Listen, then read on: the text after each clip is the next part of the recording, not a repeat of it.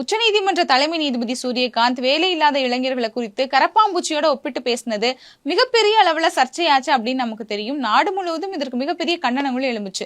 அப்படிதான் இளைஞர்கள் சமூக வலைதளங்கள்ல அவருக்கு எதிரான கருத்துக்களையும் இந்த மாதிரியான விஷயங்களை பேசுறது ரொம்பவே தவறு, வேலையின்மை ஏற்படுது அப்படின்னா எதுக்காக வேலையின்மை ஏற்படுது அப்படிங்கறத பத்தி பேசணும். இன்னைக்கு இருக்கக்கூடிய இளைஞர்கள் எவ்வளவோ படிச்சிருக்காங்க, ஆனா அவங்களுக்கு வேலை கிடைக்க மாட்டேங்குது, நாங்க அவ்வளவு பெரிய பிரச்சனைகள்ல இருக்கோம், பொருளாதார ரீதியான பிரச்சனையில இருக்கோம், மன ரீதியான சிக்கல்கள்ல இருக்கோம், இப்படி எல்லாம் இருக்கிற நிலைமையில ஒரு நீதிபதி இந்த மாதிரி பேசக்கூடாது அப்படின்னு தங்களுடைய ஆதங்கத்தை எல்லாம் கொட்டிக்கிட்டு இருக்காங்க. அப்படி ஒரு பதிவிட்டவர் தான் அபிஜித் அப்படிங்கிறவர். அவருடைய பதிவு திடீர்னு வைரல் ஆயிருது, எல்லாருமே அதுக்கு ஆதரவு தெரிவிக்கிறாங்க.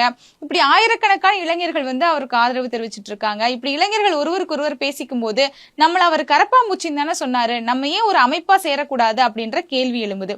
சரி, அந்த அமைப்புக்கு என்ன பேர் வைக்கலாம் அப்படின்றப்போதான் கரப்பாம்பூச்சி ஜனதா பார்ட்டி அப்படிங்கிற பேர் வச்சு சமூக வலைதளத்துல பக்கங்களை ஆரம்பிக்கிறாங்க. கிட்டத்தட்ட இந்த பேஜ் ஆரம்பிச்சு ஒரு 5 நாளைக்குள்ளேயே 15 மில்லியன் தாண்டி ஃபாலோவர்ஸ் இவங்களுக்கு கிடைக்குது. அதாவது இவங்க எந்த ஆளும் கட்சிக்கு எதிரான கருத்துக்களை முன் வச்சுக்கிட்டு இருக்காங்களோ அதே பாஜகவை விட அதிகமான ஃபாலோவர்ஸ் இவங்களுக்கு இருக்கு, காங்கிரஸை விடவும் அதிகமான ஃபாலோவர்ஸ் இவங்களுக்கு இருக்கு. சரி, இப்படி இது ட்ரெண்ட் ஆயிட்டு தான் இருக்கும், ஆனா கொஞ்ச நாள் இது சரியாயிரும் அப்படின்னு நம்ம நினைச்சிட்டு இருக்கும் போதே திடீர்னு இதை ஒரு கட்சி அப்படின்னு அந்த இளைஞர்கள் முன்வைக்கிறாங்க. அப்படியா, அப்ப இந்த கட்சியில சேர்றதுக்கு என்னென்ன தகுதி இருக்கு அப்படின்னு கேட்டா அதுதான் ஒரு சுவாரஸ்யமான விஷயமே.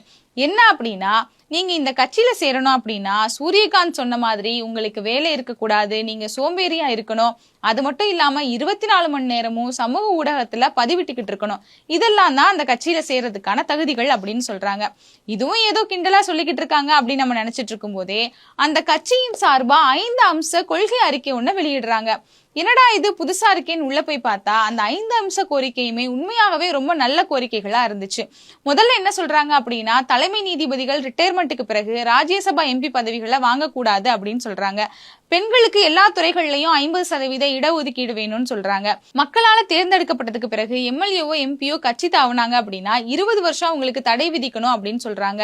அதானி அம்பானி போன்றவர்கள் கையில இருக்கக்கூடிய ஊடக காப்புரிமையை ரத்து பண்ணணும், கோடி மீடியாக்கள்னு சொல்லப்படக்கூடிய மீடியாக்கள் இருக்கக்கூடிய அந்த தொகுப்பாளர்களினுடைய வங்கி விவரங்களை முறையா விசாரணை நடத்தணும், இப்படின்னு 5 விஷயங்கள முக்கியமான விஷயங்களை அவங்க முன்னெடுக்கிறாங்க.